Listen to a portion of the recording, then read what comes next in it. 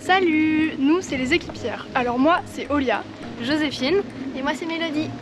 Alors on va vous présenter notre projet documentaire et pour ça on va rentrer dans la salle Marguerite Duras. Allez, on vous emmène avec nous.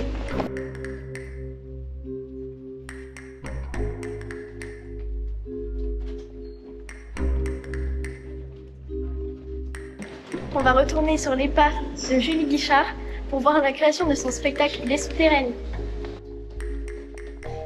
Pour cela, on va interviewer des personnes qu'elle a rencontrées et qui lui ont permis de s'inspirer pour son spectacle.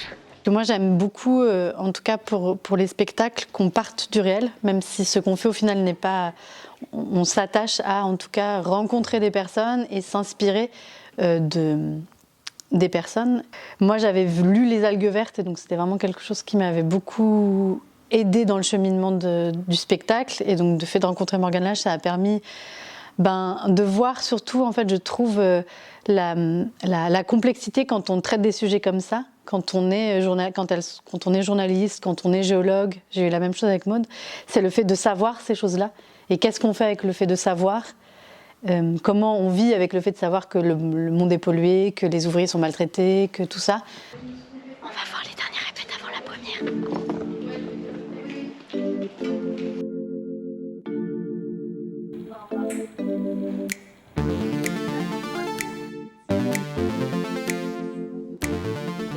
Et que je sais pas du tout ce qu'ils racontent entre les classeurs, les cartons. On sait pas du tout ce que c'est. Parce qu'on en a fait beaucoup. Ah oui, c'est pas là, c'est comme ça. C'est pas, nous avons, je disais qu'elle n'est pas vraiment en fait. Donc on peut les virer. Plus un fascicule avec, parce que ça c'est cher.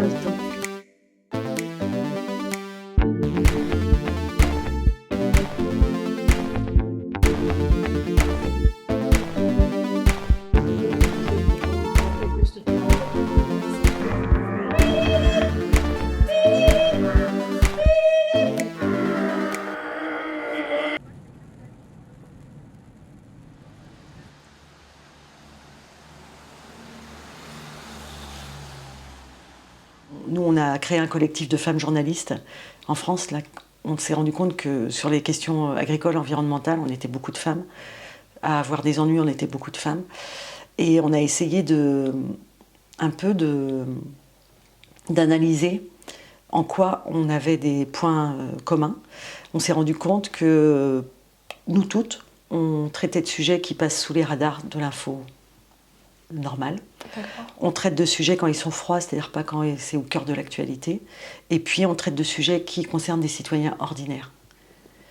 Et c'est peut-être ça en fait que j'ai envie de faire passer. C'est la parole des citoyens ordinaires qui sont souvent complètement invisibles dans les médias mainstream, quoi.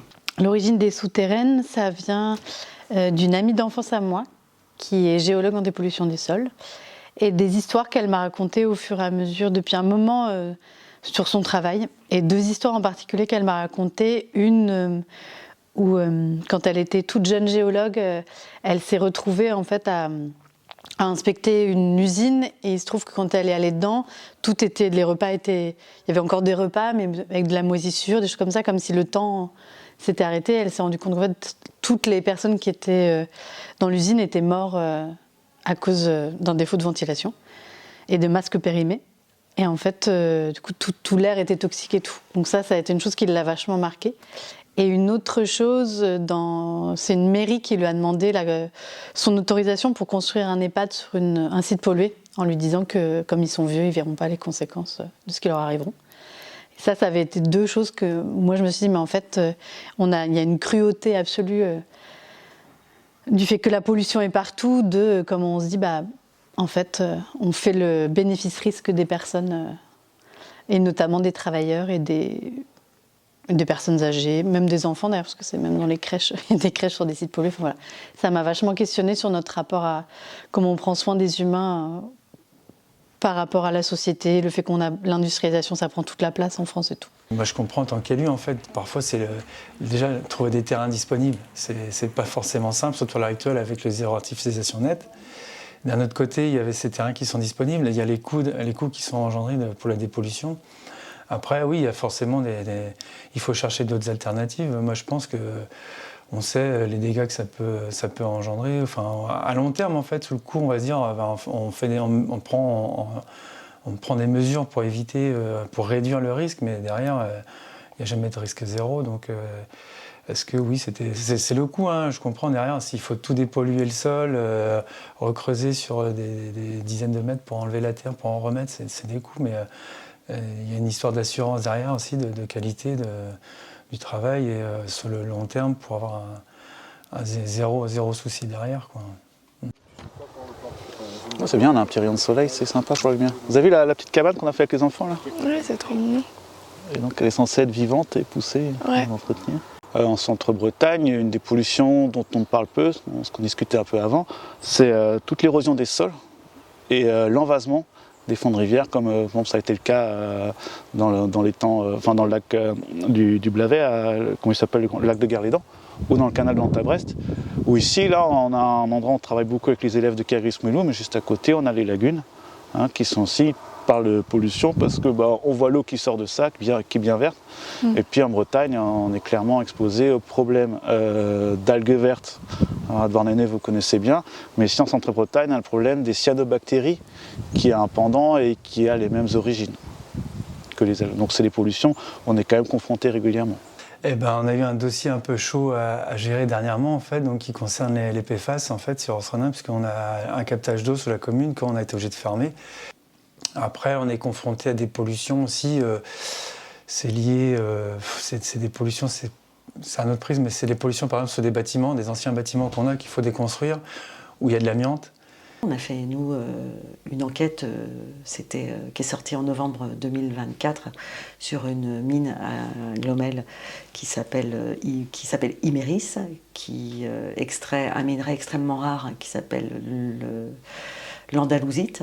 Normalement, ce minerai existait autrefois en Espagne, mais le gisement est épuisé. On en a à Glomel, tout près d'ici, un gisement incroyable où il y a 25% de la production mondiale, un quart de la production mondiale. Et du fait sur des critères en fait de développement durable, par exemple, qu'on nous vendrait, il faut absolument que l'andalousite, qu'on puisse continuer à produire de l'andalousite. Donc là, on creuse une 4e fosse. Là, notre rôle, ça va être d'être vigilant quant aux différentes sources de pollution qui pourraient arriver jusqu'au cœur de la réserve naturelle et mettre en péril les habitats ou les espèces qu'on protège. J'ai quand même un rôle de représentation de cette réserve naturelle et pour ça je suis souvent dans la conciliation. Par contre je vais porter des messages forts en réunion sur les choses qui ne vont pas ou qui vont à l'encontre de la préservation de l'environnement. On est dans une société qui se base sur l'extractivisme. C'est-à-dire que beaucoup d'objets qu'on utilise au quotidien, on ne voit pas ce qu'il y a derrière. Ici, en Centre-Bretagne, on s'inquiète de la mine d'Imeris qui extrait de l'andalousite, qui est un minerai local qui pose des soucis ici à l'échelle locale, mais on est entouré de matériaux qui sont extraits de la terre, que ce soit dans des mines géantes au Chili, on peut parler de ce qui se passe au Congo aussi. Donc on a des problématiques là qui sont assez globales et aussi qui touchent aux limites planétaires, c'est-à-dire aux limites des ressources qu'on a. Que dans la nature, il y a plein de choses, parce que je parle toujours de la vannerie, c'est bien, parce que quand tu coupes une branche de saule, l'année suivante, il y en a 5 qui repoussent au même endroit, et tu peux refaire des paniers, aller aux champignons que repousser. Le cuivre, l'or ou les métaux qu'on utilise, il n'y a pas ça. Et en plus, cet extractivisme, il amène forcément à ces notions de pollution. Et c'est un peu comme ça pour tout, en fait. Sous le prétexte de la guerre en Ukraine, on a monté en importance la souveraineté alimentaire de la France, et ce qui permet d'industrialiser encore plus l'agriculture. Enfin, voilà, on est toujours sur des injonctions, comment on va dire, on est sur des paradoxes qui rendent un peu fou parce qu'il y a de la dissonance cognitive dans tout ça. J'ai été une enfant qui a pu aller dans les ruisseaux pêcher des truites à la main. Eh bien, allez trouver un ruisseau où vous pouvez pêcher une truite à la main aujourd'hui. Et ensuite, j'ai une énorme culpabilité quand moi j'ai eu la chance de pouvoir, étant enfant, me baigner partout. C'est-à-dire dans tous les ruisseaux, dans tous les étangs, dans les carrières. C'était très dangereux, mais on y allait. Dans la mer. Et puis aujourd'hui, eh bien, j'ai le regret de dire que quand on est avec des enfants, ben, on leur dit ah ben non, là, faut pas aller se baigner à l'étang de Glomel parce qu'il y a une pollution aux cyanobactéries, faut pas aller se baigner ici. Et moi, je me sens complètement responsable d'avoir réduit considérablement l'espace de loisirs des générations futures. On a mis en place en fait des expéditions scientifiques avec un angle très biologique où on étudie la biodiversité marine, tout ce qui vit dans la colonne d'eau, dans l'océan. Et au début, on déployait des instruments qui nous permettaient vraiment de faire cette étude de cet écosystème. Et puis après, on s'est rendu compte qu'à travers nos filets, par exemple, où on pouvait prélever, on récupérait pas forcément que de la biomasse, mais on récupérait aussi des pollutions, comme des pollutions plastiques, ou d'autres études un peu plus poussées sur les contaminants. Et donc, on s'est dit qu'on allait cibler, on allait faire rentrer des scientifiques et étudier la pollution, les contaminants dans nos consortiums scientifiques, et vraiment étudier cette question de façon large à travers l'océan, à travers le globe.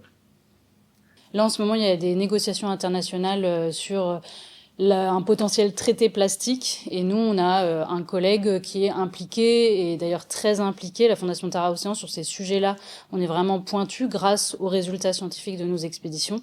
Et donc lui, il suit toutes les sessions de négociation pour essayer d'avoir un traité sur la pollution plastique le plus ambitieux possible. On essaye de ne pas trop polluer non plus. Sur la commune, on travaille, ça fait longtemps qu'on est en zéro phyto, donc il n'y a plus d'utilisation de produits phytosanitaires. On désherbe plus les massifs, tout est fait à la main. On est engagé aussi pour préserver la qualité de l'eau avec des programmes avec Eau et Rivières de Bretagne et sur la commune engagée pour l'eau, par exemple.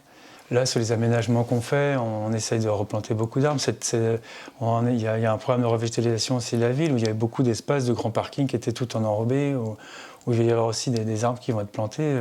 Tous les ans, on se rend compte qu'on a des périodes de sécheresse. Et cette année encore, on a une longue période où ça a été un peu ric-rac. Donc il faut être, sur les consommations d'eau, il faut être très très vigilant. Ouais. On a besoin d'associations qui sont beaucoup plus militantes que nous sur le terrain, beaucoup plus aussi peut-être agressives que nous. Nous, on est vraiment dans le dialogue avec les gens, mais on a besoin des associations qui justement sont un petit peu plus ferventes. Et c'est un travail qui est très très complémentaire et qui s'annule pas, à l'inverse, qui se permet de faire avancer les choses de manière différente. Parce que là, en fait, on est dans un contexte qui est tellement anxiogène que de plus en plus de personnes, moi, dans mon entourage, s'enferment, se mettent des œillères, parce que c'est un peu la situation de facilité, et vivent pour eux, vivent pour soi, de manière assez individualiste, alors que moi, je pense qu'il faut rester sensible, il faut rester collectif, et il faut penser ensemble avec espoir, d'ailleurs, qu'on peut toujours, même si la situation est de plus en plus drastique, construire un futur enviable pour nous et pour les générations futures et pour les écosystèmes qui nous entourent. Et donc je pense que la clé, c'est de rester sensible, de rester dans une sorte d'émerveillement, en tout cas à ce qui nous entoure toujours, quoi, en continu. Dans la pédagogie, on cherche plutôt à montrer des trucs positifs pour les enfants, pour les sensibiliser et qui partent d'un point de vue positif, qui peut leur donner envie d'apprécier la nature et de la protéger et de faire attention à ne pas polluer. Si j'ai un message à faire passer, bah ouais, allez dehors, il fait beau. Mais je sais pas, de sortir, de marcher, de regarder, d'écouter, je pense que c'est déjà une bonne chose. Après, on n'est pas obligé d'être tous naturalistes, mais je pense qu'il y a un réel bien-être à être dehors et qui qu'on soit, simplement respirer un peu d'air frais ou de s'émerveiller si on y arrive d'une fleur ou d'un papillon, c'est déjà un premier pas. Tu as vu le rouge-gorge, il nous espionne. Moi j'étais très curieuse parce que c'était la première fois qu'en fait une metteuse en scène s'intéressait à ce qu'on faisait et me demandait de décrire mon métier, etc. Voilà, donc j'ai été touchée en plus par son engagement à cette cause, le fait qu'elle veuille monter un spectacle sur les pollutions, le rapport à la terre, etc.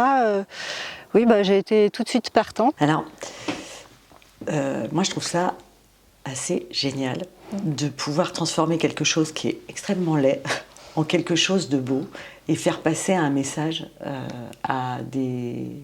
aux personnes qui viennent au théâtre, d'autant plus si le théâtre accueille des scolaires. Et que je trouve qu'un sujet aussi lourd, si on peut se permettre ce terme-là, en fait, le tourner à travers une pièce de théâtre et toucher le plus grand nombre, le public, et notamment dans une région où ces sujets sont vraiment importants, et c'est la bonne manière de faire, en fait. Le fait de m'intéresser à la pollution, à la géologie, tout ça, ça m'a vraiment fait me questionner sur la manière dont on prend soin de nous. C'est toujours moi un motif qui m'intéresse de savoir comment on arrive à prendre soin de nous dans le monde actuel. C'est fou, on a rencontré plein de gens en faisant ce reportage. Bah oui, et surtout des gens avec des métiers très différents mais qui font tous quelque chose pour l'écologie. Et je trouve ça assez rassurant de savoir qu'il y a des gens qui travaillent sur ça pour les années à venir. Puis même c'est important de créer des pièces sur ce sujet parce que ça sensibilise le public autrement qu'avec des campagnes ou des affiches. Et c'est important pour les jeunes et les générations à venir. J'ai trop hâte d'aller voir la pièce, pas vous? Bah si, en plus la première elle est mardi, donc venez.